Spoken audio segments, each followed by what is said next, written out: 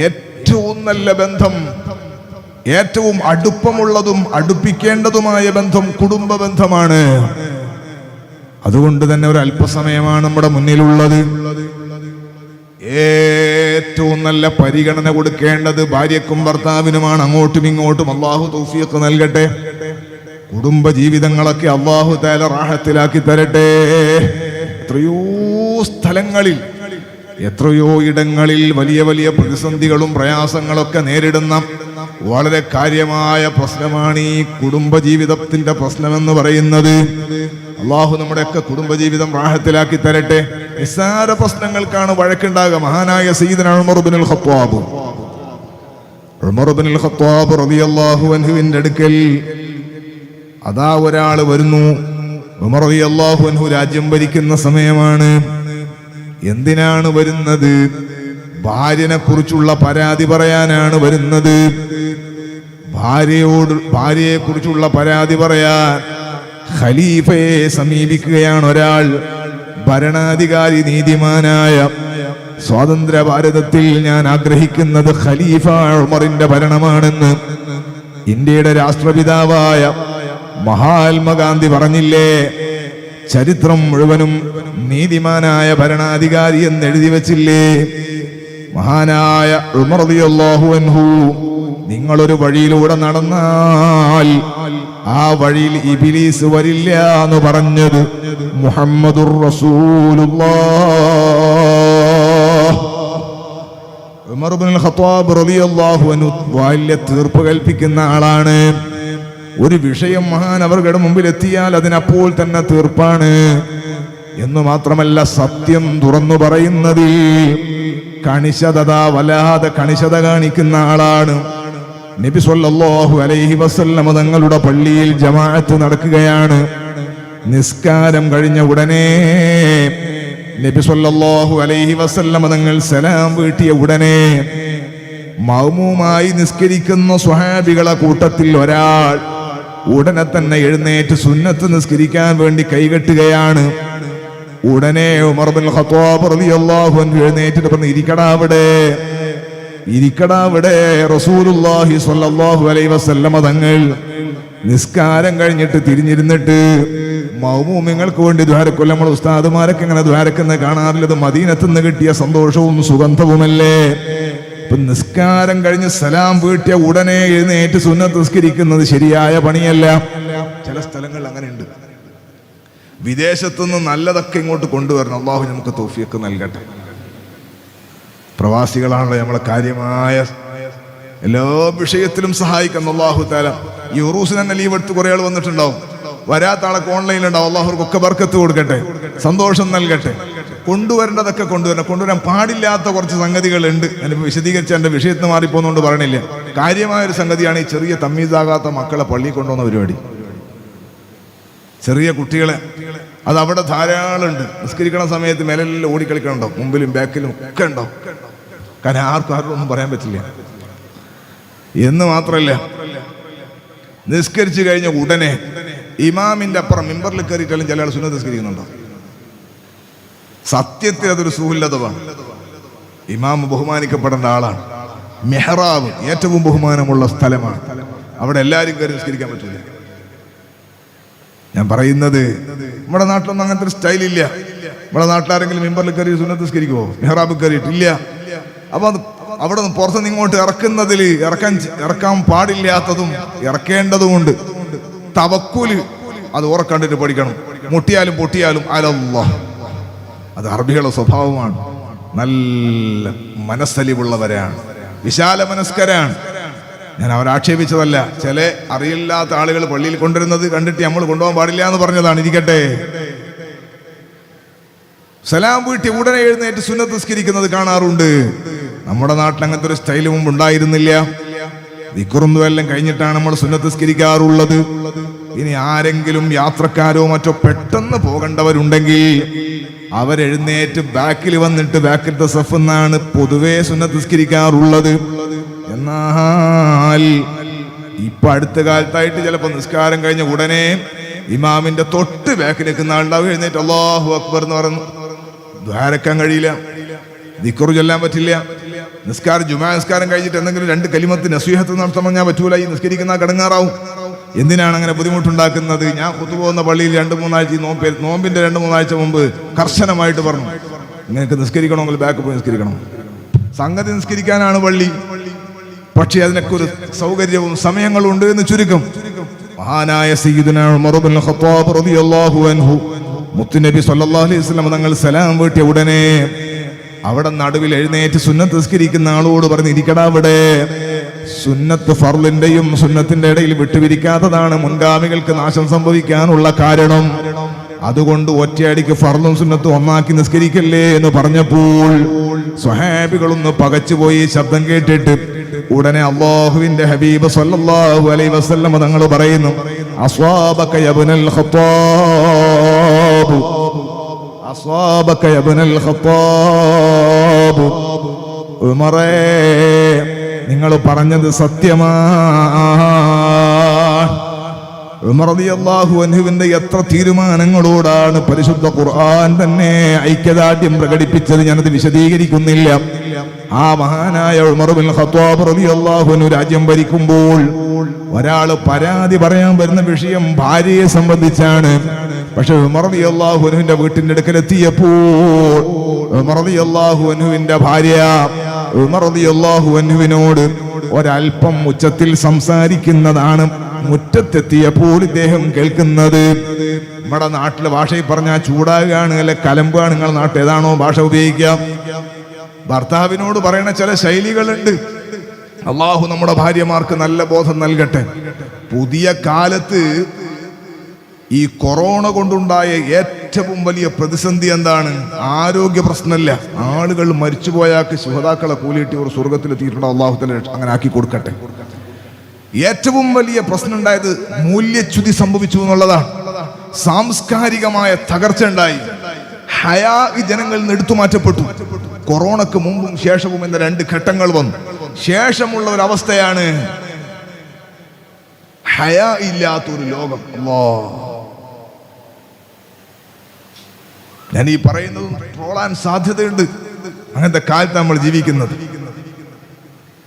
ആണായാലും പെണ്ണായാലും ഭാര്യയും ഭർത്താവിനും ഒരു മൊബൈൽ ഫോൺ കയ്യിലുണ്ടെങ്കിൽ ലോകത്ത് മുഴുവൻ എന്തും സംഭവിക്കാം, എന്തും പറയാം, ആരെക്കുറിച്ച് എന്തും പറയാൻ പറ്റുന്നൊരവസ്ഥയിലേക്ക് വന്നു. ഈമാൻ എന്നതൊരു വിഷയമേ അല്ലാതായി പോയി. അള്ളാഹു നമ്മളെ രക്ഷപ്പെടുത്തട്ടെ, അള്ളാഹു നമ്മളെ രക്ഷപ്പെടുത്തട്ടെ.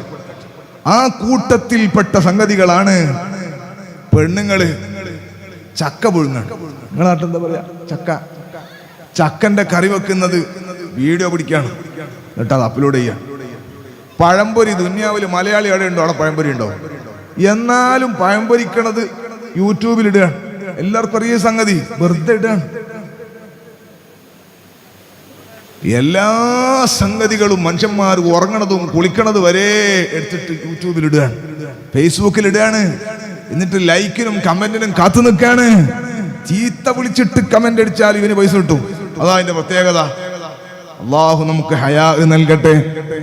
അള്ളാഹു നമ്മുടെ ഈമാൻ അള്ളാഹു തആല ബലപ്പെടുത്തി തരട്ടെ. ആ കൂട്ടത്തിൽപ്പെട്ട പ്രധാനപ്പെട്ട ഏറ്റവും വലിയ തകർച്ചയാണ് ഉപ്പയും മകനുമായി അഭിനയിക്കാൻ ആളുകള്. എന്നിട്ട് ഉപ്പ മകനെ ചീത്ത വിളിക്കുന്നു, മകൻ ഉപ്പാനെ ചീത്ത വിളിക്കുന്നു, ഉപ്പ മകനെ അടിക്കുന്നു, മകൻ ഉപ്പാനെ തിരിച്ചടിക്കുന്നു, ഉപ്പാനെ കൂട്ടുകാരെ കൂടി വന്നിട്ട് ചീത്ത വിളിക്കുന്നു.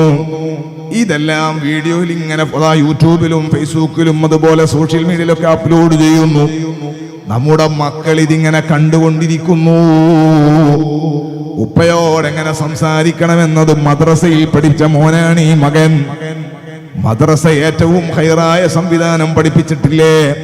ഉപ്പാന്റെ മുമ്പിലൂടെ നടക്കരുത്, മാതാപിതാക്കളെ മുന്നിലൂടെ നടക്കരുത്, മാതാപിതാക്കളെ മുന്നിൽ നിന്ന് ഉച്ചത്തിൽ സംസാരിക്കരുത്, ഗുരുജനങ്ങളോട് അദബ് പാലിക്കേണ്ടതുണ്ട്. ലൈസ മിന്നാ മല്ലം യർഹം സ്വഗീറനാ വയഅരിഫു ഹഖ്ഖ കബീരിനാ. നമ്മളെ മക്കള് മദ്രസയിൽ പഠിക്കുന്നതാണ്.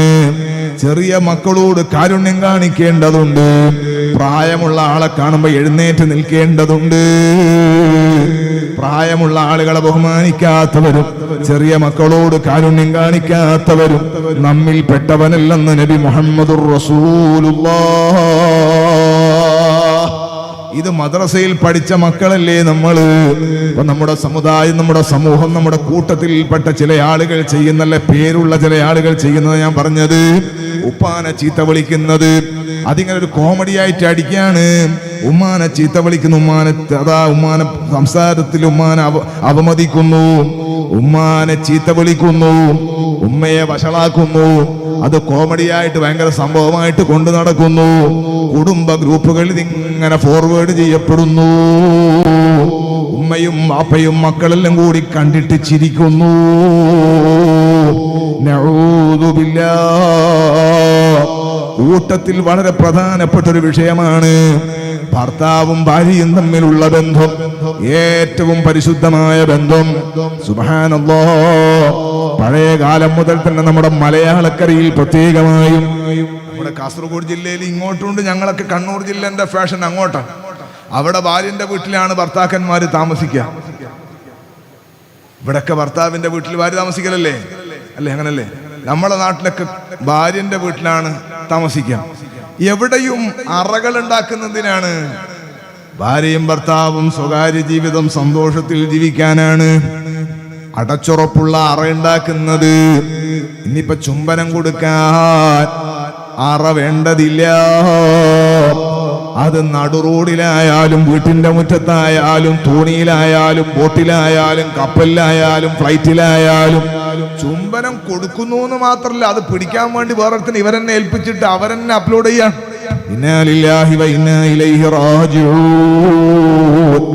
ഇത്ര വഷളന്മാരായി നമ്മൾ മാറിപ്പോകുന്നത് ഖേദകരമല്ലേ? ഹയാ ഉയർത്തപ്പെടുന്ന കാലം വരുമെന്ന് നബി മുഹമ്മദുർ റസൂലുള്ളാഹ്. ആ കൂട്ടത്തിലെ ഒരു സങ്കടമാണ് ഞാൻ പറയുന്നത്. ഭർത്താവിനോട് വളരെ ബഹുമാനത്തിൽ സംസാരിക്കേണ്ടുന്ന പെണ്ണ്, ഭാര്യയോട് വളരെ സ്നേഹത്തിൽ ഇടപെടേണ്ടുന്ന ഭർത്താവ്, രണ്ടുപേരും പരസ്പരം അങ്ങോട്ടും ഇങ്ങോട്ടും ചീത്ത വിളിക്കുന്നതും പരസ്പരം കയർക്കുന്നതും അതൊരു കോമഡിയായിട്ട് കണ്ടിട്ട് ഷെയർ ചെയ്യപ്പെടുന്നില്ലേ? നമ്മുടെ കുടുംബങ്ങളിലൊക്കെ നമ്മുടെ പെൺകുട്ടികളും ആൺകുട്ടികളും അത് കാണുന്നില്ലേ? അത് അറിയാതെ നമ്മുടെ സംസ്കാരമായി മാറുന്നില്ലേ? ഭർത്താവിനെ കൂടെ കയർത്ത് സംസാരിക്കുക. ഹബീബായ സ്വല്ലല്ലാഹു അലൈഹി വസല്ലമ തങ്ങൾ പറഞ്ഞത്, ഒരാൾ, ഒരു പെണ്ണ് ഭർത്താവിന്റെ മുഖത്ത് നോക്കി കനത്തിൽ സംസാരിച്ചാൽ, അവന്റെ മനസ്സിന് വേദന ഉണ്ടാക്കുന്ന വാക്കുകൾ പറഞ്ഞാൽ അവളെ അമലുകൾ പൊളിഞ്ഞു പോകുമെന്ന് മുഹമ്മദുർ റസൂലുള്ളാഹ് സ്വല്ലല്ലാഹു അലൈഹി വസല്ലമ തങ്ങൾ പറഞ്ഞതാണ്. അതുകൊണ്ട് തന്നെ ഏറെ ബഹുമാനത്തോടെ കണ്ടിരുന്ന ഒരു കാലമായിരുന്നു നമ്മുടെ ഉമ്മ നമ്മുടെ വാപ്പയോട് ഇടപെടുന്ന സ്വഭാവം. നമ്മളെ മക്കളൊക്കെ അത് കണ്ടിട്ടാ വളർന്നത്. നമ്മളെ ഉപ്പാനോട് നമ്മളെ ഉമ്മ എങ്ങനെയാ പെരുമാറിയത്? നല്ല അദബിലാണ്. എന്നാ ഉപ്പ ഉമ്മാനോട് എങ്ങനെയാ പെരുമാറിയത്? ഹിറ്റ്ലറിസമ? അടിയ? അല്ല, വളരെ സ്നേഹത്തിലാണ്, തലോടലും കാവലുമാണ്. നല്ല ബന്ധങ്ങൾ കണ്ടിട്ട് വളർന്നവരാണ് നാം. നമ്മുടെ തലമുറ കാണുന്നത് അതല്ല. അവർ ഉമ്മനെയും ബാപ്പനെയും ചീത്ത വിളിച്ചിട്ട് കാണുന്നതാണ്, കേൾക്കുന്ന നമ്മൾ കാണുന്ന. അല്ലാഹു തആല നമ്മളെ നന്നാക്കി തരട്ടെ. എത്രയേ പ്രതിസന്ധികൾ, പ്രയാസങ്ങൾ. ഉമർ റളിയല്ലാഹു അൻഹുവിന്റെ വീട്ടിൽ നിന്ന് കേൾക്കണ ശബ്ദം ഈ ശബ്ദമല്ല. ഉമർ റളിയല്ലാഹു അൻഹുവിന്റെ വീട്ടിലുള്ള സംസാരം, ഉമർ റളിയല്ലാഹു അൻഹുവിനോട് ഭാര്യ പറയണത് ഒരു അല്പം സൗണ്ട് കൂടിയതാണ്. എന്നാൽ നിങ്ങൾക്ക് കേൾക്കണോ? ഈ പരാതി പറയാൻ വേണ്ടി വന്ന ആൾ ഇത് കേട്ടപ്പോൾ പരാതി പറയാതെ തിരിച്ചു പോവുകയാണ്. ഉമർ റളിയല്ലാഹു അൻഹു വന്നയാളെ കണ്ടു. അയാൾ മുറ്റത്ത് തന്നെ മടങ്ങിപ്പോവുകയാണ്. ഉമർ റളിയല്ലാഹു അൻഹു അയാളെ വിളിച്ചിട്ട് ചോദിക്കുന്ന, അല്ല സഹോദര, നിങ്ങൾ എന്തിനാണ് വന്നത്? വന്നിട്ട് നിങ്ങൾ എന്തേ പെട്ടെന്ന് പറയാതൊന്നും മണ്ടാതെ പോകുന്നത്? ഇയാള് പറയുന്ന, അമീറുൽ മുഅ്മിനീൻ, ഞാൻ എന്റെ ഭാര്യയുടെ സ്വഭാവത്തെ പറ്റി പരാതി പറയാൻ വന്നതാണ്. ഞാൻ എന്റെ ഭാര്യന്റെ സ്വഭാവത്തെ പറ്റി പരാതി പറയാൻ വന്നതാണ്. പിന്നെ നിങ്ങളെന്താ പരാതി പറയാത്തത്? അപ്പൊ പറയാൻ, ഇവിടുന്ന് പെണ്ണുങ്ങളെ വർത്താനം കേട്ടപ്പോ ഇതിനേക്കാളൊക്കെ ബെറ്റർ നമ്മളെ പുറക്കന്നെയാന്ന് മനസ്സിലാക്കിയിട്ട് പരാതി പറയാതെ തിരിച്ചു പോവുകയാണ്. സത്യത്തിൽ ഈ കുടുംബ കലഹത്തിന്റെ പ്രധാനപ്പെട്ട ഒരു വിഷയം എന്താ അറിയോ? നമുക്ക് അല്ലാഹു തആല സംസാരിക്കാൻ എത്ര നാവാ തന്നത്? എത്ര നാവാണ്? ഒരു നാവാണ്. കേൾക്കാൻ അല്ലാഹു 2 കാതാണ് തന്നത് എന്ന് പറഞ്ഞാൽ പറയുന്നതിനേക്കാൾ കൂടുതൽ കേൾക്കാണ് വേണ്ടത്. പറയുന്നതിനേക്കാൾ കൂടുതൽ കേൾക്കണം. കേൾക്കാനുള്ള ക്ഷമ വേണം. പെണ്ണുങ്ങളുടെ സ്വഭാവം എന്ന് പറയുന്നത്, അവർക്ക് ചില പെണ്ണുങ്ങൾക്ക് അടി ചോദിച്ചു വാങ്ങണം. അടിക്കാൻ പാടുണ്ടോ? മുത്തായ സല്ലല്ലാഹു അലൈഹി വസല്ലം തങ്ങൾ പറയാണ്, ഇന്നീല അബ്ഗളുർ റജുൽ, എനിക്കൊരാളോട് കടുത്ത ദേഷ്യമാണ്, ഒരു പുരുഷനോട് എനിക്ക് ദേഷ്യമാണ്. ഖായിമൻ അലംറഅതിഹി സായിറൻ ഫറായിസു റഖബതി, ഭാര്യയെ അടിക്കാൻ വേണ്ടി കൈയോങ്ങി നിൽക്കുന്നത്, ദേഷ്യം കൊണ്ട് അയാളെ ഞരവിങ്ങനെ എടുത്തു പിടിക്കുന്നു. എനിക്ക് അയാളോട് വെറുപ്പാണെന്ന് മുഹമ്മദുർ റസൂലുള്ളാഹ്. ഭാര്യമാരെ അടിക്കുന്നവൻ മാന്യനല്ല. അല്ലാഹുവിന്റെ ഹബീബ് സല്ലല്ലാഹു അലൈഹി വസല്ലം തങ്ങൾ പറയുന്നു, മാ അക്റമൻ നിസാ ഇല്ലാ കരീം വമാ അഹാനഹുന്ന ഇല്ലാ ലഈം. ഭാര്യമാരെ ബഹുമാനിക്കുന്നവൻ മാന്യനാണ്, ഭാര്യമാരെ നിന്ദിക്കുന്നവൻ തരം താഴ്ന്നവനാണ്. നബി മുഹമ്മദുർ റസൂലുള്ളാഹ്. എല്ലാ പെണ്ണുങ്ങൾക്കുള്ളൊരു പ്രശ്നമാണ് ഞാൻ പറഞ്ഞത്. പെണ്ണുങ്ങളെ അവമതിക്കാൻ പറഞ്ഞല്ല. അവർക്ക് എന്തെങ്കിലും ഒരു വിഷയം പറഞ്ഞാൽ മറ്റുള്ളവരെ ചൂടാക്കുക എന്നുള്ളത് അവരൊരു പ്രശ്നമാണ്, ഭയങ്കര പ്രശ്നമാണ്. അതുകൊണ്ട് ഒരിക്കലും നമ്മൾ ചൂടാക്കാൻ പാടില്ല. നമ്മൾ ആണുങ്ങളാണ്. അർരിജാലു ഖവ്വാമൂന അലൻ നിസാ. ഖുർആന്റെ ഭാഷ നോക്കൂ നിങ്ങൾ. സ്ത്രീകളുടെ കാര്യങ്ങളൊക്കെ നടത്തിപ്പോകാൻ അല്ലാഹു തആല ഏൽപ്പിച്ച ഒരു ടീമാണ് പുരുഷന്മാർ. ഞാൻ എൻ്റെ വീട്ടിൽ പോവുകയാണെന്ന്, ഞാൻ എൻ്റെ വീട്ടിലേക്ക് പോവുകയാണെന്ന് പറഞ്ഞ നമ്മൾ പറയാണ്, നീ പോണ്ട, ഞാൻ എന്തായാലും പോകുന്നു. പെണ്ണുങ്ങൾ അടുത്ത വിഷയം, നീ പോണ്ടാന്ന് പിന്നെയും പറഞ്ഞു. ഞാൻ പോയ എങ്ങെന്താക്കില്ലെന്ന പിന്നെ പെണ്ണുങ്ങളെ ചോദ്യം, നിങ്ങൾ എന്താക്കാനാ? ഒന്നും ആക്കാനില്ല. കുറേ പറഞ്ഞാൽ ഇനി അങ്ങോട്ടും ഇങ്ങോട്ടൊക്കെ സംസാരിച്ച് ലാസ്റ്റ് വില്ലവരിടെന്താ ഹിറ്റ്ലറീസ അടി. ഒരടി കൊടുത്തിട്ട് ഒരു പല്ല് പോയി. രണ്ടാമത്തെ അടിയും കുറച്ചടി അടിക്കണ്ടുള്ളൂ, പിന്നെ പല്ലൊന്നും ഉണ്ടാവില്ല.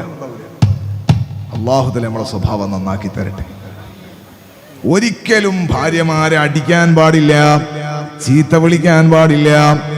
സഹോദരാ, നമുക്ക് വേണ്ടി ജീവിക്കുന്നവരാണ് പെണ്ണുങ്ങള്, നമ്മുടെ മക്കളെ നോക്കി ജീവിക്കുന്നവരാണ് ഭാര്യമാർ. അവരെ നല്ല സ്നേഹത്തിൽ അവരോട് പെരുമാറേണ്ടതുണ്ട്. നോക്കൂ നിങ്ങൾ, നമ്മുടെ ഭാര്യമാര് നല്ല സ്വഭാവമുള്ളവരാണ്. ആ സ്വഭാവം നമ്മൾ തിരിച്ചറിയുകയും നമ്മുടെ സ്വഭാവമാണ് കുറച്ച് മോശം എന്ന് നമ്മൾ കരുതുകയും ചെയ്ത് നമ്മളെ കുടുംബത്തിലൊന്നും പ്രശ്നം ഉണ്ടാവില്ല. ഉമർ റളിയല്ലാഹു അൻഹു ഇദ്ദേഹത്തോട് പറയാണ്, സഹോദരാ, എന്റെ കാര്യം നീ ആലോചിക്കണ്ട. നിനക്ക് ഞാൻ അമീറാണ്, ഖലീഫയാണ്. നിന്റെ കാര്യം നീ പറഞ്ഞു. എന്റെ ഭാര്യന്റെ പ്രശ്നം എന്താണെന്നറിയോ? എന്റെ ഭാര്യ വളരെ നല്ലവളാണ്. എന്റെ ഭാര്യ എത്ര നല്ലവളാണ്. നമ്മളെ ഭാര്യമാരെ കുറിച്ചൊക്കെ അങ്ങനെയാ പറയേണ്ടത്. നല്ല ഭാര്യയാണ് എന്റെ ഭാര്യ എന്നാണ് ആരോടും പറയേണ്ടത്. ഭാര്യനെ സംബന്ധിച്ച് ഒരിക്കലും കുറ്റം പറയാൻ പാടില്ല. ഭർത്താവിനെ സംബന്ധിച്ച് തീരെ പറയാൻ പാടില്ല. ഭാര്യനെ സംബന്ധിച്ച് കുറ്റം പറയാൻ പാടില്ല. അങ്ങനെ കുറ്റം പറഞ്ഞത് കേട്ടാൽ പിന്നെ ആ പെണ്ണുങ്ങളെ ഭാര്യന്റെ കൽബിൽ നമ്മളോട് ഭയങ്കര വേദനയായിരിക്കും, വിഷമായിരിക്കും. കിട്ടണ സമയത്ത് ഉപയോഗിക്കാൻ വേണ്ടി ശ്രമിക്കും. അതുകൊണ്ട് ഒരിക്കലും പെണ്ണുങ്ങളെ കുറ്റം പറയരുത്. അള്ളാഹു നമ്മളെ കൽബ് നന്നാക്കി തരട്ടെ. ഉമർ റളിയല്ലാഹു അൻഹു പറയാണ്, എൻ്റെ ഭാര്യ വളരെ നല്ലവളാണ്. എനിക്ക് ഭക്ഷണം ഉണ്ടാക്കി തരൽ എൻ്റെ ഭാര്യക്ക് നിർബന്ധമില്ല. എൻ്റെ മക്കളെ സംരക്ഷിക്കൽ, എൻ്റെ മക്കളെ നോക്കൽ എൻ്റെ ഭാര്യക്ക് നിർബന്ധമില്ല. എൻ്റെ വസ്ത്രം അലക്കിത്തരൽ എൻ്റെ ഭാര്യക്ക് നിർബന്ധമില്ല. അതൊക്കെ ഞാൻ അവൾക്ക് ചെയ്തു കൊടുക്കേണ്ടതാണ്. അങ്ങനല്ലേ ഭർത്താവാണ് ഭാര്യക്ക് ഭക്ഷണം ഉണ്ടാക്കി കൊടുക്കേണ്ടത്, അല്ലെങ്കിൽ ഭക്ഷണം കൊടുക്കേണ്ടത്, വസ്ത്രം കൊടുക്കേണ്ടത് ഭർത്താവിന്റെ ബാധ്യതയാണ്. ഉണ്ടാക്കി കൊടുക്കുക എന്നുള്ളത് ഞാൻ എൻ്റെ ഉപയോഗത്തിൽ വന്നതാണ്. ഇനിയിപ്പോൾ പുരക്ക് വരും നാളെ ചള്ളം കേൾക്കാറ് മിസ്ബാഹിന്റെ വേദമുണ്ട്. ആണുങ്ങളൊക്കെയും അടുക്കളയിലും പെണ്ണുങ്ങളൊക്കെ പുറത്തു വേണ്ട. ഭക്ഷണം കൊടുക്കൽ ആണുങ്ങളെ ബാധ്യതയാണ്, വസ്ത്രം കൊടുക്കൽ ആണുങ്ങളെ ബാധ്യതയാണ്. നേരത്തെ തങ്ങളിപ്പോ പറഞ്ഞില്ലേ പല്ലിക്കുത്തുക സുന്നത്താണ്. ശരിക്കും പല്ലിക്കുത്തണ സാധനം വാങ്ങിക്കൊടുക്കൽ ഭർത്താവിന്റെ ബാധ്യതയാണ്. പെണ്ണുങ്ങളായിരിക്കും നല്ല ഉസ്താദ്, മാഷാ അല്ലാഹ്.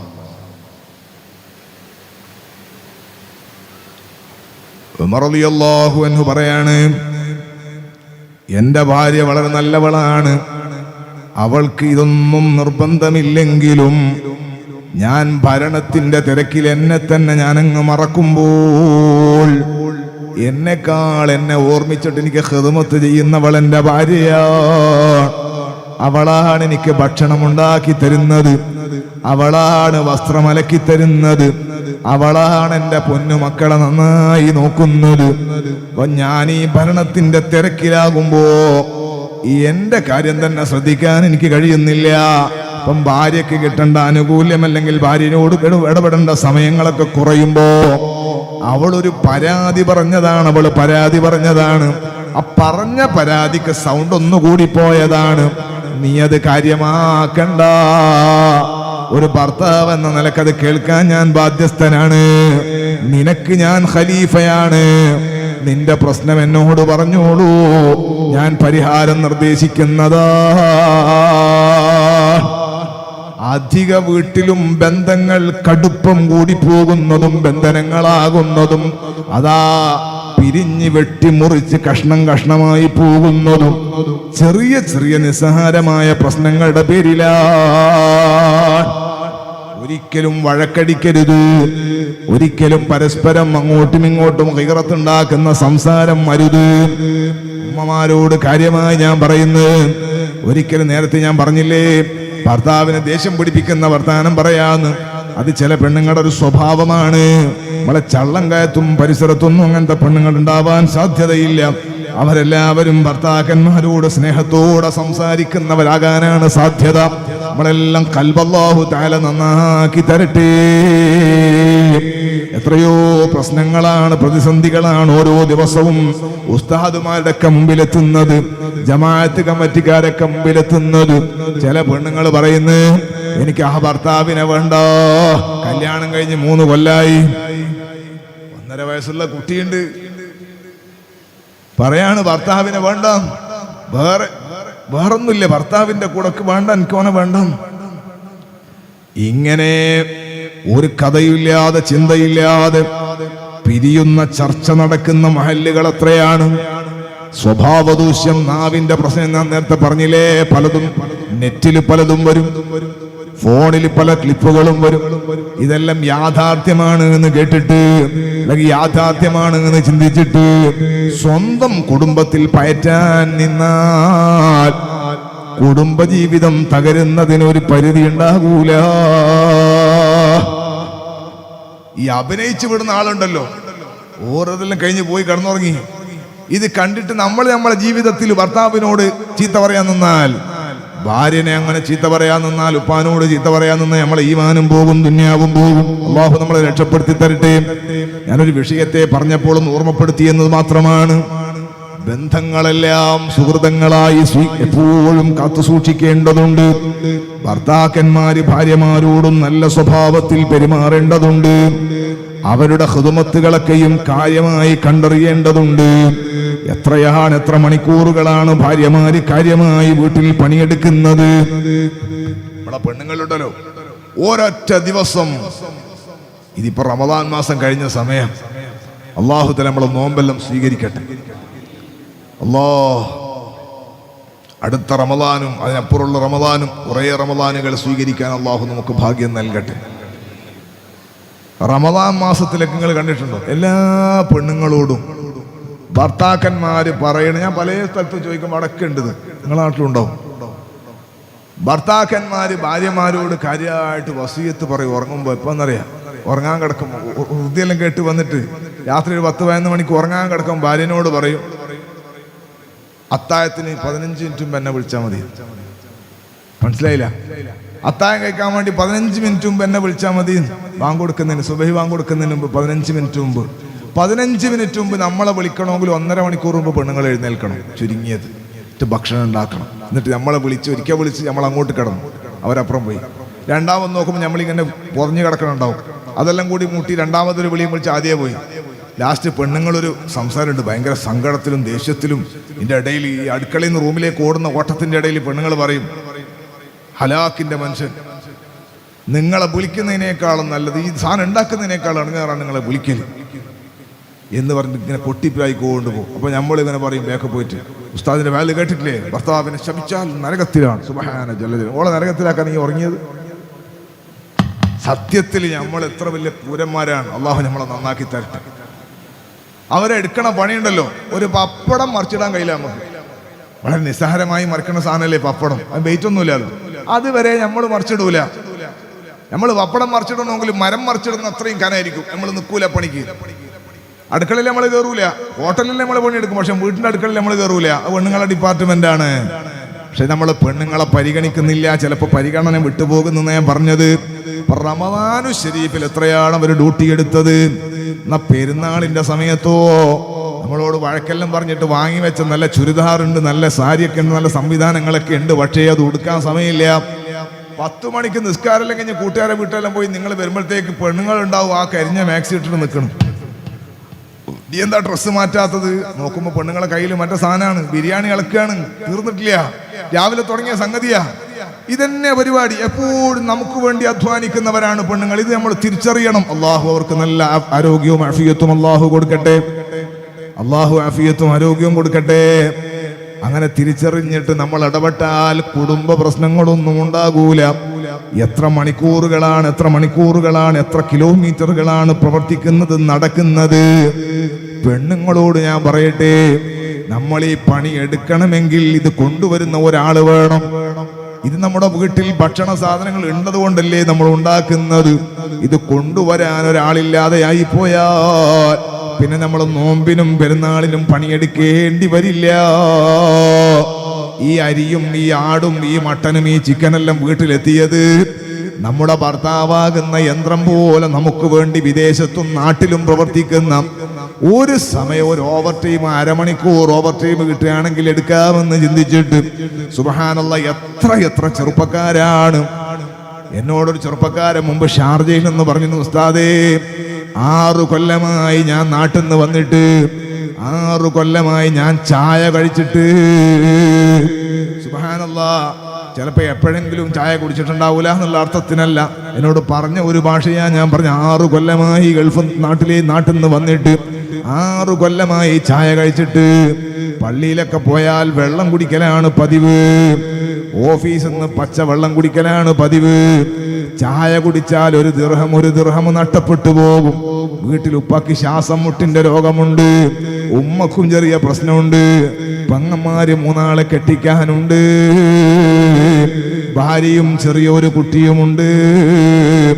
അതുകൊണ്ട് ചായ കുടിക്കാറില്ല. കിട്ടണത് നാട്ടിലേക്ക് അയച്ചാൽ എത്തണില്ല എന്നാ പറയുന്നത്. ഇങ്ങനത്തെ ചെറുപ്പക്കാരും നമ്മുടെ നാടുകളിൽ, നമ്മുടെ കുടുംബങ്ങൾ, നമ്മുടെ കൂട്ടത്തിലുണ്ട്. വലിയ സമ്പന്നരുണ്ടാകാം, അവരെ നമുക്ക് മാറ്റിവെക്കാം. അതല്ലാതെ സാധാരണഗതിയിലല്ലേ അധികം ആളുകളുമുള്ളത്. അവരെ കുറിച്ചാണ് ഞാൻ പറഞ്ഞത്. നമ്മൾ ആവശ്യമുള്ളതും ഇല്ലാത്തതുമൊക്കെ പറഞ്ഞിട്ട് നമ്മൾ അവരെ പ്രയാസപ്പെടുത്തുന്ന ഒരു സാഹചര്യം ഉണ്ടാകരുത് എന്ന് ഓർമ്മപ്പെടുത്തുകയാണ്. ഈ കഷ്ടപ്പെട്ട ചെറുപ്പക്കാരന്റെ അധ്വാനത്തിന്റെ വിയർപ്പിന്റെ ഫലമാണ് നിങ്ങൾ ഈ അടുപ്പിന്റെ മേലെ കുക്ക് ചെയ്തിട്ട് കുക്കറിന്റെ ഉള്ളിൽ അല്ലെങ്കിൽ പാത്രത്തിന്റെ ഉള്ളിലിട്ട് കൈ ഇളക്കുന്ന, ഈ കയ്യിൽ കൊണ്ട് ഇളക്കണ ഭക്ഷണമില്ലേ, ഈ ബിരിയാണിയില്ലേ, ഇത് ഈ ചെറുപ്പക്കാരന്റെ വിയർപ്പിന്റെ മണമുള്ളതാ. അത് പെണ്ണുങ്ങളും തിരിച്ചറിയുകയാണെങ്കിൽ ആ വീട് സ്വർഗതുല്യമാണ്. എന്റെ ഭർത്താവ് കൊണ്ടുവന്നതാണ് ഈ ഭക്ഷണ സാധനം എന്ന് ഭാര്യയും, എന്റെ ഭാര്യയാണിത് പാചകം ചെയ്യുന്നത് എന്ന് എന്റെ ഭർത്താവും ചിന്തിച്ചാൽ ആ വീട് സ്വർഗമാണ്. ഞാൻ കൊണ്ടുവന്നിട്ടല്ലേ എന്ന് ഭർത്താവ് പറയുകയും ഞാൻ ഉണ്ടാക്കിയിട്ടല്ലേ എന്ന് ഭാര്യയും പറഞ്ഞാൽ അവിടെ അടി തുടങ്ങുകയാണ്. ഞാനല്ലേ കൊണ്ടുവന്നത് എന്ന് ഊക്കില് നീ പറഞ്ഞാൽ ഞാനല്ലേ ഉണ്ടാക്കിയതെന്ന് പെണ്ണുങ്ങൾ ചോദിച്ചാൽ അടി തുടങ്ങാണ്. അവിടെയാണ് പ്രശ്നമുണ്ടാകുന്നത്, അവിടെയാണ് കുഴപ്പമുണ്ടാകുന്നത്. ഞാൻ ആ ഭാഗം വിശദീകരിക്കല്ല. നല്ല സ്വഭാവത്തിൽ പെരുമാറാൻ അല്ലാഹു സുബ്ഹാനഹു വ തആല തൗഫീഖ് നൽകട്ടെ. ഭാര്യയും ഭർത്താവും എത്രമാത്രം സന്തോഷത്തിൽ ജീവിക്കുന്നുവോ അത്രയും സ്നേഹത്തിലും സന്തോഷത്തിലുമാണ് മക്കളും ഉണ്ടാവുക. നമ്മളെ സ്വഭാവം കണ്ടിട്ടല്ലേ അവര് വളരുന്നത്. അതുകൊണ്ട് തന്നെ മക്കൾ ഉമ്മയോടും ബാപ്പയോടും കാരുണ്യമുള്ളവരാകാനും ബഹുമാനമുള്ളവരാകാനും നമ്മളൊന്ന് നന്നായേ പറ്റൂ. ഞാൻ എൻ്റെ കരളിന്റെ കഷ്ണങ്ങളായ ചെറുപ്പക്കാരോട്, എന്നെ കേൾക്കുന്ന കൂട്ടുകാരോട് പറയാണ്, ഉമ്മ എന്ന് പറയുന്നത് ഏറ്റവും വലിയ കാരുണ്യത്തിന്റെ ലോകമാണ്. ബാപ്പ എന്ന് പറയുന്നത് കാരുണ്യത്തിന്റെ ലോകമാണ്. ആ ഉമ്മയെയും ബാപ്പയെയും ഒരാള് സങ്കടപ്പെടുത്തിയാൽ അല്ലാഹുവിന്റെ ഹബീബ് സ്വല്ലല്ലാഹു അലൈഹി വസല്ലമ തങ്ങൾ പറയുന്നുണ്ട്, ഏത് കുറ്റങ്ങളും അതിന്റെ തെറ്റുകൾ, അതിന്റെ ശിക്ഷകൾ അല്ലാഹു തആല ഒന്നുകിൽ ദുനിയാവെന്നല്ലെങ്കിൽ ആഖിറത്തുനിന്ന് കൊടുക്കും. അത് മുന്തിക്കുകയും പിന്തിക്കുകയും ഒക്കെ ചെയ്യാൻ സാധ്യതയുണ്ട്. അതേ സമയത്ത് മാതാപിതാക്കളെ സങ്കടപ്പെടുത്തുകയും മാതാപിതാക്കളെ പ്രയാസപ്പെടുത്തുകയും ചെയ്യുന്ന പ്രവർത്തനങ്ങൾ ഉണ്ടല്ലോ, തെറ്റുകൾ ഉണ്ടല്ലോ, അതൊരിക്കലും ദുനിയാവെന്ന് അനുഭവിക്കാതെ കണ്ണടച്ച് പിരിയൂല. നബി മുഹമ്മദുർ റസൂലുള്ളാഹ്. ഈ അടുത്ത് വളരെ വേദനയുള്ള ഒരു സംഗതി ഞാൻ കേട്ടു. ഒരു മകൻ ബാപ്പയെ പച്ചക്ക് ചീത്ത വിളിച്ചു. ഒരു മകൻ ബാപ്പയെ പച്ചക്ക് ചീത്ത വിളിച്ചിട്ട് മകൻ ബാപ്പയോട് ചോദിച്ചു, നിങ്ങൾ എന്തിനാ എന്നെ ഉണ്ടാക്കിയത്? സുബ്ഹാന ജല്ല ജലാല് +2 പഠിക്കുന്ന മോനാണ് പോൽ, നിങ്ങൾ എന്തിനാണ് എന്നെ ഉണ്ടാക്കിയെന്ന് ചോദിച്ചിട്ട് നല്ല പച്ചക്ക് നമുക്ക് സ്റ്റേജിൽ നിന്ന് പറയാനൊന്നും പറ്റാത്തൊരു ഭാഷയാണ് പറഞ്ഞത്. ഞാൻ കേട്ടിട്ട് പറഞ്ഞു, ഇന്നാ ലില്ലാഹി വ ഇന്നാ ഇലൈഹി റാജിഊൻ. എനിക്ക് ഭയങ്കര സങ്കടമായി പോയി. ഞാൻ ഈ വിഷയം ഇങ്ങനെ പറഞ്ഞ് സംസാരിക്കുന്ന കൂട്ടത്തിൽ വേറെ ഒരാള് പള്ളിയിൽ മഗ്‌രിബ് നിസ്കാരത്തിന് ശേഷമുള്ള ഒരു സംസാരത്തിലാണ് ഇതിന്റെ അടുക്കൽ വന്നിട്ട് ഒരാൾ പറഞ്ഞത് മഹലിലുള്ളൊരു വിഷയമാണ്. അപ്പൊ കൂട്ടത്തിൽ ഒരാൾ പറഞ്ഞു, ഉസ്താദേ നിങ്ങൾ കൂടുതൽ സങ്കടപ്പെടേണ്ടതില്ല.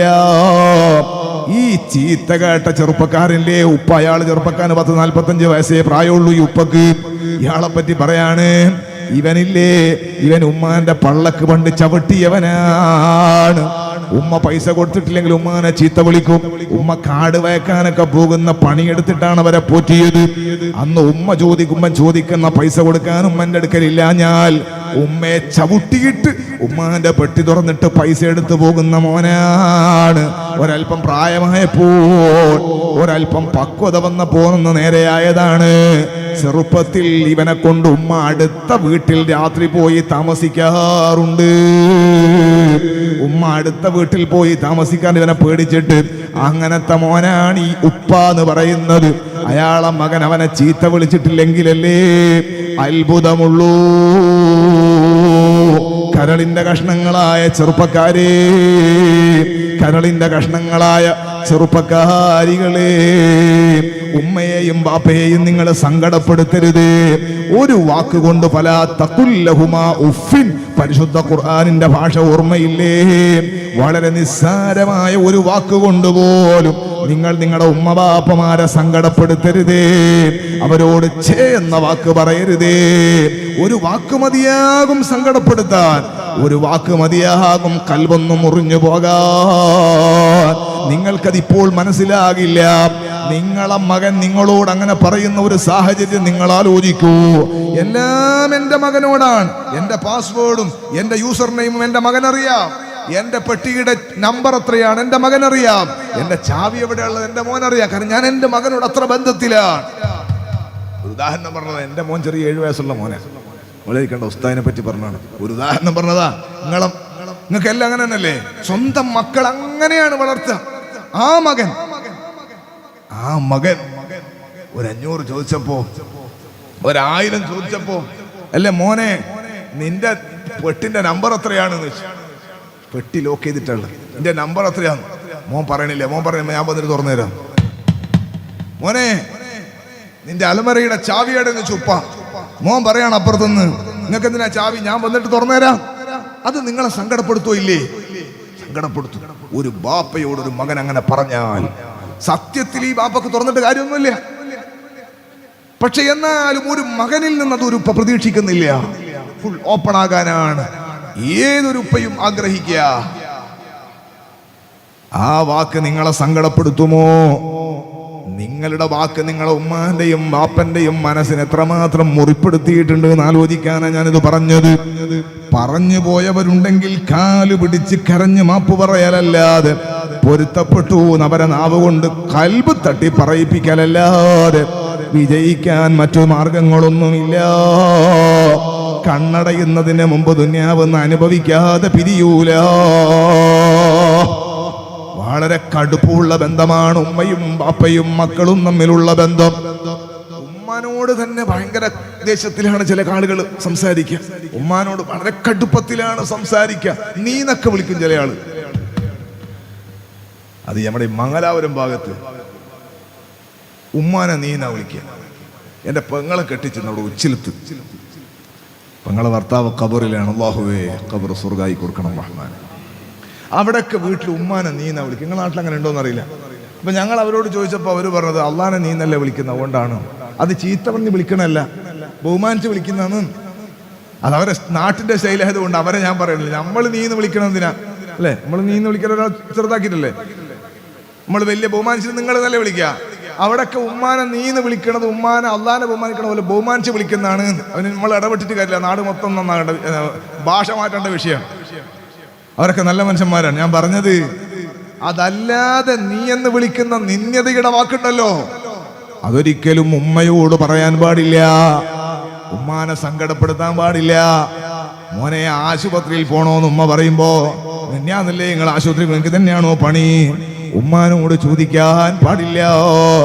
ആ സമയത്ത് ഉമ്മന്റെ കൽവിലൊരു ചെറിയ പൊട്ടല് വന്നാൽ അത് നിന്റെ ആഖിറത്തിന് വലിയ മോശമാണ്, നഷ്ടമാണ്. നിന്റെ ദുനിയാവിലെ പവറിന് തന്നെ അതൊരു ചെറിയ പോരായ്മയാണ്. ചില മക്കൾ ഉമ്മാനോട് നല്ല സ്നേഹത്തിലുണ്ടാവും, ബാപ്പാനോട് അത്ര വലിയ അടുപ്പുണ്ടാവില്ല. കാരണം എന്താണ്? ഉപ്പ എന്ന് പറയുന്നത് നേരത്തെ നമ്മൾ പറഞ്ഞ പോലെ കുറച്ചൊരു ഗൗരവത്തിൽ നിൽക്കണ സ്വഭാവക്കാരൻ. അധിക ഉപ്പമാർ ഇവിടെ തന്നെ ഉണ്ടാവും. ഉമ്മാനോടാണോ നമുക്ക് വിഷയങ്ങൾ കൂടുതൽ പറയാൻ വേണ്ടി സൗകര്യമുള്ളതല്ല, വാപ്പാനോടോ? ഉമ്മാനോടാണ്. സ്കൂളിലെ ഫീസ് ചോദിക്കാൻ വേണ്ടി ആരോടാ കൂടുതൽ മക്കൾക്ക് കയ്യാ? ഉമ്മ ഫീസ് ചോദിക്കും, മാഷ് ഫീസ് ചോദിച്ചെന്ന് പറയാൻ ഉമ്മാനോടാ. ഉപ്പാനോട് ചിലപ്പോൾ പത്രം വായിക്കുമ്പോഴോ കമ്പ്യൂട്ടറിൽ നിന്നൊക്കെ പണിയെടുക്കുമ്പോഴെല്ലാം അതിന് ഫീസ് എന്ന് പറഞ്ഞാൽ ചിലപ്പോൾ ഫീസ് ഊരിപ്പോകും. സ്നേഹമില്ലഞ്ഞിട്ടല്ല, അവരുടെ ഡ്യൂട്ടിന്റെ തിരക്കിലോ ചിലപ്പോൾ എന്തെങ്കിലുമൊക്കെ പെട്ടെന്ന് അത് പരിഗണിക്കാൻ കഴിയണമെന്നില്ല. ഉമ്മ അങ്ങനല്ല. ഉമ്മാക്ക് അല്ലാഹു തആല റഹ്മത്തിന്റെ ഒരു പ്രത്യേകമായ പവർ കൊടുത്തിട്ടുണ്ട്. അതുകൊണ്ടല്ലേ മുത്ത് മുഹമ്മദുർ റസൂലുള്ളാഹ് സ്വല്ലല്ലാഹു അലൈഹി വസല്ലമ തങ്ങളുടെ അടുക്കൽ വന്നിട്ട് ഒരാൾ ചോദിക്കുന്ന, എനിക്ക് ഏറ്റവും നല്ല ബന്ധം ആരോടാണ്, കടപ്പാട് ആരോടാണ്? നിന്റെ ഉമ്മയോടാണ്. പിന്നെ ആരോടാ നബി? രണ്ടാമത്തെ ആൾ ആരാന്നാ ചോദ്യം. നിന്റെ ഉമ്മയോടാണ്. പിന്നെ ആരാണ് നബിയെ മൂന്നാമത്തെ ഏറ്റവും കടപ്പാടും ബന്ധമുള്ള ആളാരാണ് എന്നാ ചോദ്യം. തങ്ങൾ പറഞ്ഞു നിന്റെ ഉമ്മയോടാണ്. നാലാമത് ഇയാള് ചോദിക്കുന്ന പിന്നെ ആരോടാണ് നബിയേ? നിന്റെ ബാപ്പയോടാണെന്ന് മുഹമ്മദുർ റസൂലുള്ളാഹ്. അത് ഉമ്മന്റെ പവറാണ്. ഗർവം ചുവന്നതിലും പ്രസവിച്ചതിലും മുലയൂട്ടിയതിലുമുള്ള കടപ്പാടിന്റെ കണക്കാണ്. ഒന്നും രണ്ടും മൂന്നും തവണ ഉമ്മയോടാണ് കടുപ്പമുള്ള ബന്ധം. അതേ സമയത്ത് ബാപ്പ എന്ന് പറയുന്നത് നാലാം സ്ഥാനത്ത് നിർത്തേണ്ട ആളാന്നല്ല ഈ പറഞ്ഞത്. ഉമ്മക്ക് അത്രമാത്രം ബഹുമാനമുണ്ട്, ബാപ്പന്റെ കഥ പറയാനില്ല ബാപ്പയോട്. പക്ഷേ ബാപ്പന്റെ സ്വഭാവം പലപ്പോഴും കാരുണ്യമുള്ളതായിട്ട് നമുക്ക് തോന്നേണ്ടതുണ്ട്. രക്ഷിതാക്കളോട് ഇടയ്ക്ക് ഞാൻ ഓർമ്മപ്പെടുത്തുന്നു, ഉരമുള്ള രീതി എപ്പോഴും എടുക്കണ്ട. മക്കളോട് കാരുണ്യമില്ലാതെ ഭയങ്കര കടുപ്പമുള്ള സ്വഭാവം ഒരിക്കലും നീ കാണിക്കരുത്. അവർക്കത് സഹിക്കാൻ വേണ്ടി കഴിയൂല. മരിക്കട്ടെ വേഗം എന്നവർ കൊതിക്കുന്നതാ, രുചിക്കാത്ത വിഭവം ഏവനും വെറുക്കുന്നതാ. മക്കളോട് കുറച്ച് സ്നേഹത്തിൽ പെരുമാറും. കുട്ടികളുടെ തലയിൽ തടവി കൊടുത്തവർക്ക് ബുദ്ധി കൂടും എന്നാണ് മനഃശാസ്ത്രജ്ഞന്മാരൊക്കെ പറയുന്നത്. കുട്ടികളെ തലയിലൊക്കെ വെറുതെ ഉമ്മയിലിങ്ങനെ തലയൊന്നു. കുട്ടികളെ രാവിലെ വിളിക്കുമ്പോൾ തന്നെ മദ്രസയിൽ പോകുമ്പോൾ 6 മണിക്കൊരു വിളിയുണ്ടല്ലോ, ഒരൊറ്റ പൊട്ടിക്കലാണ്. സുബ്ഹാനല്ലാഹ്, വിഷുവിന് പടക്കം പൊട്ടിച്ചാണ്. ആ പൊട്ടിക്കലോടുകൂടി ആ കുട്ടിൻ്റെ അന്നത്തെ ദിവസം പോയി. നാളെ നോക്കിയാൽ മതി. അങ്ങനെയല്ല, മോനെ തട്ടിയിട്ട് വിളിക്കണം. ചില ആൾ ഉമ്മമാരുണ്ട് അടുക്കളയിൽ നിന്നാണ് വിളിക്കുക. ചായ ഉണ്ടാക്കുന്ന സമയത്ത് വീട്ടിലെ കുട്ടിനെ വിളിക്കുക. അപ്പുറത്തെ റൂമിൽ കിടക്കുകയാണ് ആ കുട്ടി. അതിങ്ങനെ കേട്ടുകൊണ്ട് മൈക്കിൽ വാങ്ങിക്കൊടുക്കണ പോലെ ഇങ്ങനെ കേട്ട് കുട്ടി എണീക്കുക. അല്ല, മെല്ലെ പോയി തട്ടി വിളിച്ച, മോനെ മോളെ എഴുന്നേൽക്ക്, സമയമായി. മദ്രസയിൽ പോകേണ്ട 2ാം ക്ലാസ്സിലെ കുഞ്ഞല്ലെങ്കിൽ 1ാം ക്ലാസ്സിലെ കുട്ടിയോട് കയർത്തിട്ട് അടിച്ചിട്ടൊന്ന് വിളിപ്പിച്ചാൽ ആ കുട്ടിൻ്റെ ആ ദിവസം മുഴുവൻ നഷ്ടത്തിലാണ്, ഫുൾ മൂഡ് ഓഫ് ആവും. ഇരിക്കട്ടെ, ഞാൻ പറഞ്ഞു, നല്ല സ്വഭാവം മക്കളോട് കാണിക്കണം. ഇല്ലെങ്കിൽ എന്താ പ്രശ്നം അറിയോ? ഇടക്കിടക്ക് ഇങ്ങനെ പ്രശ്നങ്ങൾ വന്നുകൊണ്ടേ നമ്മൾ ഉണ്ടായിക്കൊണ്ടേ ഇരുന്നാൽ മരിക്കട്ടെ വേഗം എന്നവർ കൊതിക്കുന്നത്. തഴവൂസ്താൻ്റെ ദറജ അള്ളാഹു വർദ്ധിപ്പിക്കട്ടെ. ഈ കുട്ടി ഇങ്ങനെ വിചാരിക്കും, പഠിച്ച റബ്ബേ, അപ്പുറത്ത് ആ കുട്ടിൻ്റെ ഓമൻ്റെ ഉപ്പ മരിച്ചിട്ട് നല്ല റാഹത്തുണ്ട്, ഓനൊരു ബുദ്ധിമുട്ടുമില്ല, ഉപ്പാനെ പേടിക്കണ്ടല്ലോ. നമ്മളെ ഉപ്പ ഇങ്ങനെ റിപ്പർ ചന്ദ്രനെ കണക്ക് ഭയങ്കര കടുപ്പത്തിൽ, പോലീസ് മുറ എപ്പോഴും എടുക്കടാ പാടാ പോടാ ഭയങ്കര കടുപ്പത്തിൽ. ഈ ഉപ്പ ഒന്ന് മരിച്ചു കിട്ടിയില്ലെങ്കിൽ ഇത് മദ്രസയിൽ പോകുന്ന കുഞ്ഞ് ഇത് വേറെ അറ്റാക്ക് വരാൻ എവിടെയും പോണ്ട. അള്ളാഹു നമ്മളെ നന്നാക്കി തരട്ടെ. പ്രതിരോധ കുത്തിവെപ്പ് ചിതാ മരിച്ചെന്നൊന്നും പറയണ്ട. നമ്മളെ സ്വഭാവം നന്നാക്കാൻ അള്ളാഹു തൗഫീഖ് നൽകട്ടെ. അപ്പൊ നല്ല സ്വഭാവത്തിൽ പെരുമാറണമെന്ന് ഇടയ്ക്ക് ഞാൻ ഓർമ്മപ്പെടുത്തുകയാണ്. എന്നാൽ ഉപ്പാന്റെ സ്വഭാവത്തെ പറ്റി മക്കളെ, എത്ര കടുപ്പമുള്ള സ്വഭാവമാണ് ഉപ്പാന്റെ എന്ന് പറഞ്ഞാലും ഉപ്പാന്റെ കൽബിന്റെ ഉള്ളിൽ പുറത്ത് കാണിക്കാൻ കഴിയാത്ത ഒരു നല്ല മനസ്സുണ്ട്. അത് എപ്പോഴും അടുത്ത് പുറത്തു വെച്ചാൽ പിന്നെ ആ കുടുംബത്തിന് നിലനിൽപ്പുണ്ടാകൂല. ഉപ്പയും ഉമ്മയും ഹാപ്പി ആയിട്ട് ജിതിങ്കളിയായി നടന്നാൽ പിന്നെ ആ കുടുംബത്തിന് വലിയ വില ഉണ്ടാവൂല. സ്ട്രോങ് ആകേണ്ട സ്ഥലത്ത് സ്ട്രോങ് ആയിട്ടില്ലെങ്കിൽ നടക്കൂല. അതുകൊണ്ടാ നിങ്ങൾ നോക്ക്, അധിക ഹമ്മും ഉപ്പമാരെ കൽബിലാണ്. ഞാൻ പല സ്ഥലത്തും വേദന പോയും ഭക്ഷണം കഴിക്കാൻ വേണ്ടി പോകുമ്പോൾ ചോദിക്കും, ഇവിടെ നിങ്ങളെ ഉമ്മയും ബാപ്പയെല്ലാം ഹയാത്തിലുണ്ടോ? അതുപോലെ പിരിവെടുക്കണ സമയത്ത് ഞാൻ ചോദിക്കും, ഉമ്മയും ബാപ്പയിൽ ഹയാത്തിലുണ്ടോ? എന്തിനാണ് അവർക്ക് വേണ്ടി വേർന്നാൽ ഇജാബത്ത് വേഗം കിട്ടുകൊണ്ട എന്ന സദസ്സിൽ നിന്ന് അധികവും, ഞാനിത് വെറുതെ പറയല്ല, നിങ്ങൾ യൂട്യൂബിന്റെ ലാസ്റ്റ് സെർച്ച് ചെയ്താൽ മതി, വേദന്റെ ലാസ്റ്റ് പിരിവിൽ നടക്കുന്ന സമയത്ത് നോക്കിയാൽ മതി. ഉപ്പ മരിച്ചിട്ടുണ്ട്, ഉമ്മ ഉണ്ട് എന്ന് പറയും. അള്ളാഹു നമ്മളെ ഉമ്മമാർക്ക് ആഫിയത്തുള്ള ദീർഘായുസ് കൊടുക്കട്ടെ, ബാപ്പമാർക്കും അള്ളാഹു ആഫിയത്തുള്ള ദീർഘായുസ് കൊടുക്കട്ടെ, മരണപ്പെട്ടവരുടെ ഖബർ അള്ളാഹു സ്വർഗ്ഗാക്കട്ടെ. ഞാനൊരു യാഥാർത്ഥ്യം പറയാൻ, അധിക വീട്ടിലും ഉപ്പമാര് നേരത്തെ മരിച്ചിട്ടുണ്ടാവും, ഉമ്മമാര് ഹയാത്തിലുണ്ടാവും. എന്തുകൊണ്ടാണ് അങ്ങനെ സംഭവിക്കുന്നത്? നിങ്ങൾക്ക് എപ്പോഴെങ്കിലും നിങ്ങൾ ആലോചിച്ചിട്ടുണ്ടോ? അത് ഞാൻ പറയാം. എനിക്ക് തോന്നിയ ഒരു ചെറിയ വിഷയം അങ്ങനെയാണ്. അപ്പുറത്തെ വീട്ടിലെ മകളെ കല്യാണം കഴിയാണ്. ആ മകളെ കല്യാണം കഴിഞ്ഞു, അല്ലെങ്കിൽ അവിടെ വീടുണ്ടാക്കി. ഇവിടെ ചെറിയ വീടും ചെറിയ സൗകര്യമാണ് ഉള്ളത്. പെണ്ണുങ്ങൾ ഭർത്താവിനോട് പറയാണ്, ആ കുട്ടിന്റെ കല്യാണം കഴിഞ്ഞ് ഓളെ കൂടെ പഠിച്ചല്ലേ നമ്മളെ മോള്, നമുക്കൊന്ന് അന്വേഷിക്കണ്ട, നിങ്ങളെന്തെങ്ങനെ വെറുതെ തേരാപ്പാരാ നടക്കുന്നത്, പണിയെല്ലാം എടുക്കുന്ന മനുഷ്യനോടായി പറയുന്നത്. അപ്പൊ ഇയാള് പറയാണ്, ഞാനിങ്ങനെ ആലോചിക്കുന്നുണ്ട്, ഞാനിങ്ങനെ പണിയെടുക്കുന്നുണ്ട്, നോക്കാം, നമുക്ക് അള്ളാഹു എന്തെങ്കിലും ഒരു വഴി തുറക്കാതിരിക്കൂല. അപ്പൊ ഈ പെണ്ണുങ്ങൾ പറയാ, അള്ളാഹ് തുറക്കുന്ന നിങ്ങളിങ്ങനെ കാത്തുന്നോ? അടുത്ത വാക്കാണ്. അതിങ്ങനെ പറഞ്ഞ് കുറെ ദിവസങ്ങൾ ഇങ്ങനെ പോയി. ഇദ്ദേഹം കാര്യമായിട്ട് പണിയെടുക്കുന്നുണ്ട്, കഴിയുന്ന അധ്വാനങ്ങളൊക്കെ നടത്തുന്നുണ്ട്. പക്ഷെ ഈ പെണ്ണുങ്ങൾക്ക് അതൊന്നും പോരാ, വല്ങ്ങനെ വേണം. ഈ അടുത്തൊരാൾ പറ്റി പറഞ്ഞു, 35 പവന് കൊടുക്കണമെന്ന് ഭർത്താവിനോട് പറഞ്ഞോലും, മകളെ കല്യാണം 35 പവന് കൊടുക്കണം. അപ്പൊ ആ ഭർത്താവ് പറഞ്ഞോലും, എന്നാ പിന്നെ നിന്റെ കുടുംബക്കാരോടെല്ലാം സംസാരിച്ചിട്ട് നമുക്ക് എന്തെങ്കിലും, അത് പറ്റൂല, എന്റെ കുടുംബക്കാരോട് മാറ്റാനാ നിങ്ങൾ മകളുണ്ടാക്കി, മകളുണ്ടാക്കിന്നാര് ഭാര്യ ചോദിക്കാണ്. നേരത്തെ പറഞ്ഞതിൽ പെട്ടതല്ലോ, മകളെ കല്യാണം വരികയാണ്, 35 പവൻ. നിങ്ങളുടെ നാട്ടിൽ കുറഞ്ഞു പോയെന്ന് എനിക്കറിയില്ല, എൻ്റെ നാട്ടിൽ വലിയ കൂടുതലാണ്. ഇന്നത്തെ വില അനുസരിച്ച് നിങ്ങൾ പോർക്കുന്ന കൂട്ടി നോക്കണം. സുബ്ഹാനല്ലാഹ്. അവൻ ഇത്രയും വലിയ സ്വത്ത് കൊടുക്കാൻ അടുത്തില്ല, കടത്തിലാണ്. അപ്പൊ എന്നാ പിന്നെ നമുക്ക് നിന്റെ കുടുംബക്കാരോട്, അവിടെ കുടുംബത്തിലെ കുറച്ച് സമ്പത്തുള്ളവരുണ്ട്, അവരോടൊക്കെ വിഷയം പറഞ്ഞ് നമുക്കൊരു മുഷാവറ ചെയ്യാലോ, കുടുംബല്ലേ. അത് പറ്റൂലെന്ന് എന്റെ കുടുംബക്കാരോട് ചോദിച്ചിട്ട് മംഗലം കഴിപ്പിക്കാനാണോ നിങ്ങൾ മകളെ ഉണ്ടാക്കിയത് എന്ന് ചോദിക്കുന്നത് മകളെ പ്രസവിച്ച ഇയാളെ ഭാര്യ. ഇന്നാ ലില്ലാഹി വ ഇന്നാ ഇലൈഹി റാജിഊൻ. ആ ഭർത്താവിന്റെ അവസ്ഥ എന്താണെന്ന് ഞാൻ ഇപ്പോൾ മൈക്കിൽ പറയുന്നില്ല, ഞാൻ ഉള്ള സംഗതി പറഞ്ഞതാണ്, ഇടയ്ക്ക് ഓർമ്മ വന്നതുകൊണ്ട്. ഉമ്മമാരേ, ഇതിങ്ങനെ കേട്ട് കുറെ കഴിയുമ്പോ ഭർത്താവ് പറയും, നിനക്കിതാ ഇങ്ങനെ പറഞ്ഞുകൊണ്ടിരുന്നാ മതി, ഞാനിങ്ങനെ വലിയ ടെൻഷനിലാണുള്ളത്. ഇതങ്ങ് പറയുമ്പോഴേക്ക് പെണ്ണുങ്ങളെ കണ്ണങ്ങ് നിറയും, പെണ്ണുങ്ങൾക്ക് വേഗം കരച്ചിൽ വരും, അവർക്ക് മൂക്കുന്ന് വെള്ളങ്ങനെ വരും. സുബ്ഹാനല്ലാഹ്, നെറ്റിയങ്ങ് പിടിക്കും. അവര് ഭയങ്കരമായിട്ട് മാറത്തൊരറ്റ അടിയങ്ങ് അടിച്ചിട്ട് കരയാൻ തുടങ്ങും. അപ്പോഴാണ് അപ്പുറത്തെ റൂമിൽ കിടന്നിറങ്ങുന്ന മക്കൾ എഴുന്നേറ്റ് വരുന്നത്. ഉമ്മ കരയുന്നു, ബാപ്പ ഇങ്ങനെ ഗൗരവത്തിൽ നിൽക്കുന്നു. ഇവര് മനസ്സിലാക്കിയത് ഉമ്മാനെ അടിച്ചതാണ് എന്നാ ഉമ്മ കരയുന്നത് എന്നാ അവര് മനസ്സിലാക്കുക. അവരും കൂടെ ഉമ്മാന്റെ കൂടെ ഒരു മുന്നണിയായിട്ട് കരയാൻ തുടങ്ങും. സുബ്ഹാനല്ലാഹ്. പെങ്ങളെ, ഉമ്മമാരെ, വളരെ നിസ്സാരമായ പ്രശ്നത്തിന് നിങ്ങൾക്ക് കരയാവുന്നതാണ്, നിങ്ങൾക്ക് നിലവിളിക്കാവുന്നതാണ്. വീട്ടിൽ നിങ്ങൾക്ക് കരയാൻ സ്വാതന്ത്ര്യമുണ്ട്, നിങ്ങൾക്ക് ബഹളം ഉണ്ടാക്കാൻ സ്വാതന്ത്ര്യമുണ്ട്.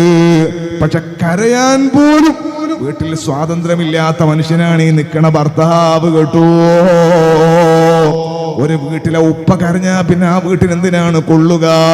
സിംഹം നിൽക്കണത് പോലെ വലിയ ഗൗരവത്തിൽ ഈ കരച്ചിലും അടക്കി പിടിച്ചിട്ട് ഹൃദയം പൊട്ടാനായി നിൽക്കുന്ന മനുഷ്യനില്ലേ? എല്ലാ ടെൻഷനും കൽബിന്റെ ഉള്ളിലിട്ടിട്ട് ഭാര്യ കരയുന്നു, മക്കള് കരയുന്നു, നിസ്സാരമായൊരു വാക്കിന്റെ പേരിൽ കരയുന്നു, വീട് കലഹിക്കുന്നു. അവർക്ക് കരഞ്ഞു തീർക്കാം. പെണ്ണുങ്ങൾ അവിടുന്ന് കരയുമ്പോൾ ആണുങ്ങൾ ഇപ്പുറത്തും കരഞ്ഞാൽ പിന്നെ അവസ്ഥ എന്താണ്? കരയാൻ പോലും കഴിയാത്ത മനുഷ്യനാണ് ഈ ഭർത്താവ് എന്ന് പറയുന്ന സാധനം. ഭയങ്കര ഗൗരവത്തിൽ നിൽക്കണ സാധനം. അതുകൊണ്ട് ആ സഹോദരി എഴുന്നേൽക്കുന്നതിന് മുമ്പ് രാത്രി ഉറങ്ങിയതാണ്. നേരം വെളുക്കുമ്പോഴേക്ക് ഭർത്താവിന്റെ അടിച്ചുപോയി, ഹാർട്ട് അറ്റാക്കാന്നാ പറയുന്നത്. നിസ്കരിക്കുന്ന സമയത്ത് കുഴഞ്ഞു വീണുപോയി, പത്രം വായിക്കണ സമയത്ത് വീണുപോയി, ബസ് ഓടിക്കുന്ന ഡ്രൈവർ ഓടിച്ചു കൊണ്ടിരിക്കുമ്പോ അറ്റാക്ക് വന്ന് മരിച്ചുപോയി. അധിക വീട്ടിലും ഭർത്താക്കന്മാരെ കാണാനില്ല, ഉപ്പമാരെ കാണാനില്ല. ഈ കടുപ്പമുള്ള ഉത്തരവാദിത്തം കൽബിൽ ഇങ്ങനെ ഇട്ടിട്ട് നടന്നതുകൊണ്ട് പൊട്ടി മരിക്കുന്നതാണ്, കൽബ് പൊട്ടി മരിക്കുന്നതാ. അതുകൊണ്ട് ഉപ്പമാരെ കരയിക്കാതെ നോക്കണേ മക്കളെ, ഉപ്പമാരുടെ കണ്ണ് നിറയാതെ നോക്കണേ, മനസ്സ് പൊട്ടാതെ നോക്കണേ. ഞാൻ ഇടക്കൊന്ന് ഓർമ്മപ്പെടുത്തിയതാണ്. സുബ്ഹാന ജല്ല ജലാലു ഉപ്പാന്റെ മനസ്സ് എന്ന് പറയുന്നത് മക്കളെ ഗൗരവമുള്ള മനസ്സാണെന്ന് നിങ്ങൾക്ക് തോന്നിപ്പോയാൽ അത് നിങ്ങളുടെ തെറ്റാണ്. ഞാൻ പറയട്ടെ, ഒരു മകൻ, ഞാൻ എന്റെ സംസാരം നിർത്തുന്നു, സമീപല്ലേ ഞാൻ എന്റെ സംസാരം നിർത്തുകയാണ്. ഒരു ഉപ്പ മകനോട് ദേഷ്യം പിടിച്ച് കയർത്ത് സംസാരിക്കണം. എന്തിനാ കയർത്ത് സംസാരിക്കുന്നത്? മോനെപ്പോഴും 9:30-10 മണിയാകാണ് ഇശാ നിസ്കരിക്കാൻ വേണ്ടി പോയി എന്ന് പറഞ്ഞിട്ട് വീട്ടിലേക്ക് എത്താൻ വേണ്ടി ഓന്റെ കൂട്ടുകെട്ട് ശരിയല്ല എന്ന് ഉപ്പക്ക് തോന്നിയപ്പോ ഉപ്പ കുറച്ച് കർശനമായിട്ട് പറയാണ്. മകനോട് പറയാണ്, ഇനി നാളെ 9 മണിക്ക് മുമ്പ് വീട്ടിലെത്തിയിട്ടില്ലെങ്കിൽ നിനക്ക് വീട്ടിൽ വാതിൽ തുറന്നു തരൂല, നീ എവിടെങ്കിലും പോയി താമസിച്ചു, ഇങ്ങോട്ട് വരണ്ട, എനിക്ക് ഭക്ഷണം തരില്ല. ഉപ്പ പറഞ്ഞതാ. സുബ്ഹാനല്ലാഹ്. പിറ്റേ ദിവസം 9-9:15 ഇവനെത്തി. ഉപ്പ ഭക്ഷണം കഴിച്ചിട്ടുണ്ട്. വാതിൽ ഉപ്പ ഫ്രണ്ട് ലോക്ക് ചെയ്ത് ഇങ്ങോട്ട് കയറണ്ടാവുന്നു. ഉമ്മ അടുക്കളയിൽ ഡോർ തുറന്നു വെച്ചിട്ടുണ്ട്. ഒരടുക്കളയിലൂടെ ഇങ്ങനെ കയറി. ഉമ്മ മെല്ലെ ഉപ്പ കാണാതെ ഭക്ഷണം കൊടുത്തു.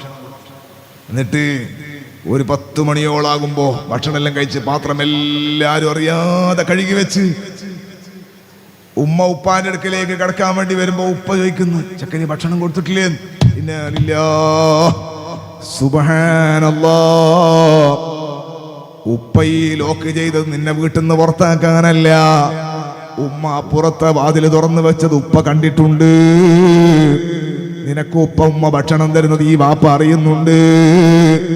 ഈ ബാപ്പ ഒരല്പം ഗൗരവം കാണിച്ചിട്ടില്ലെങ്കിൽ മോനെ, ആക്സിലേറ്റർ ഇങ്ങനെ ചവിട്ടുന്ന സമയത്ത്, വണ്ടി ഇങ്ങനെ പായുന്ന സമയത്ത്, നിന്റെ കയ്യിൽ ആക്സിലേറ്റർ ഇങ്ങനെ തിരിക്കണ സമയത്ത് കാലിന്റെ അടിയിൽ എന്തിനാണ് ഒരു ബ്രേക്ക് കൊടുത്തതെന്നറിയോ? ബാപ്പന്റെ സ്വഭാവത്തിൽ ആവശ്യം വരുമ്പോ ഒന്ന് ചവിട്ടി നിർത്താനാ. ആ ചവിട്ട് വേണ്ട സ്ഥലത്ത് ചവിട്ടിയിട്ടില്ലെങ്കിൽ പിന്നെ നീ ബൈക്ക് ഓടിക്കൂല, നീ വണ്ടിന്റെ അടിയിലാകും, നിന്റെ മയ്യത്താണ് വീട്ടിലെത്തുക. ബ്രേക്ക് ചവിട്ടാനുള്ള ഒരു ചെറിയ ബ്രേക്ക് ബാപ്പന്റെ സ്വഭാവത്തിൽ അല്ലാഹു തആല വെച്ചിട്ടില്ലെങ്കിൽ, ഒരൽപ്പം ഖനമുള്ള കടുപ്പമുള്ള സ്വഭാവം ഉപയോഗപ്പെടുത്തിയിട്ടില്ലെങ്കിൽ നിന്റെ ജീവിതത്തിന് അർത്ഥമുണ്ടാകില്ല. അതുകൊണ്ട് ഉപ്പ ഭയങ്കര സംഭവമാണ്, ഗൗരവക്കാരനാണ് എന്ന് ചിന്തിക്കണ്ട. ഉപ്പന്റെ ഗൗരവം നിന്റെ രക്ഷയാ. ഉമ്മന്റെ കാരുണ്യം നിനക്ക് അല്ലാഹു നൽകിയ സന്തോഷമാ. അതുകൊണ്ട് ഉമ്മയോടും ബാപ്പയോടും കുടുംബ ബന്ധത്തിൽ കാരുണ്യം കാണിച്ച്, ഭാര്യ ഭർത്താക്കന്മാർക്കിടയിൽ സന്തോഷം കാണിച്ച്, അയൽവാസികളുടെ ബന്ധങ്ങളെ കാത്തു സൂക്ഷിച്ച്, എല്ലാ ബന്ധങ്ങളും അല്ലാഹുവിലേക്ക് അടുപ്പിക്കാനുള്ള ബന്ധങ്ങളാക്കി, ആഖിറം രക്ഷപ്പെടുന്ന പ്രവർത്തനങ്ങളാക്കി സ്വാലിഹീങ്ങൾ ജീവിച്ചതുപോലെ അല്ലാഹുവിന്റെ ഹബീബ് സ്വല്ലല്ലാഹു അലൈഹി വസല്ലമ തങ്ങൾ പറഞ്ഞതുപോലെ നല്ല ബന്ധങ്ങൾ ഉണ്ടാക്കി, പരസ്പരം ചീത്ത വിളിക്കാത്തവരായി, പരസ്പരം തെറ്റാത്തവരായി, അകലാത്തവരായി അല്ലാഹുവിന്റെ ഹബീബ് സ്വല്ലല്ലാഹു അലൈഹി വസല്ലമ തങ്ങൾ കൂട്ടുകെട്ടിനെ സംബന്ധിച്ച്, കൂട്ടുകാരെ സംബന്ധിച്ച് തന്നെ പറഞ്ഞത്, പാർട്ട്ണർമാരെ സംബന്ധിച്ച് പറഞ്ഞത്, സഹപ്രവർത്തകന്മാരെ പറ്റി പറഞ്ഞത്, ചള്ളങ്കയം ഉറൂസിന്റെ കമ്മിറ്റിയിൽ പ്രവർത്തിക്കുന്ന പ്രവർത്തകന്മാരെ പറ്റി പറഞ്ഞത്, റജുലാനി തഹബ്ബാ ഫില്ലാഹ് ഇജ്തമഅ അലൈഹി വതഫറഖ അലൈഹി എന്നല്ലേ. രണ്ട് ചെറുപ്പക്കാർ അള്ളാന്റെ മാർഗത്തിൽ ബന്ധപ്പെട്ട് പ്രവർത്തിക്കുകയാണ്. അവര് തഫറഖ അലൈഹി, അങ്ങനെ അവർ മരണപ്പെട്ടു പോയതാണ്. എന്നാൽ അവർക്ക് അർശിന്റെ തണലേന്ന് മുഹമ്മദുർ റസൂലുള്ളാഹ്. എല്ലാ സൗഹാർദ്ദങ്ങളും അള്ളാന്റെ പേരിലാകട്ടെ, എല്ലാ കൂട്ടുകെട്ടും അള്ളാഹുവിന്റെ ഇഷ്ടത്തിലാകട്ടെ, എല്ലാ ബന്ധങ്ങളും അള്ളാഹുവിന്റെ തൃപ്തിയിലാകട്ടെ. അള്ളാഹു നമ്മുടെ ഖൽബ് നന്നാക്കി തരട്ടെ.